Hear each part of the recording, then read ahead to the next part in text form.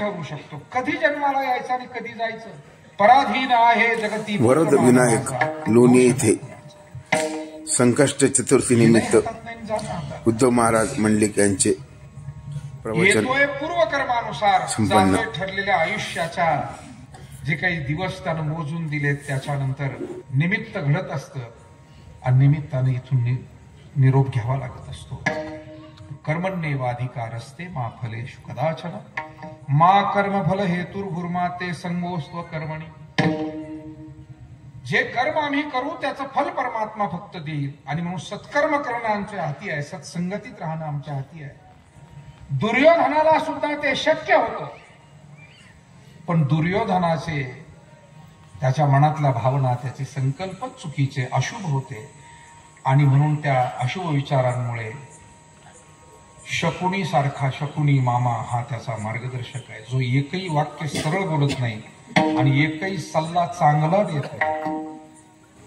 भलं होईल असा सल्लाच नाही, बरबाद होईल असाच सल्ला.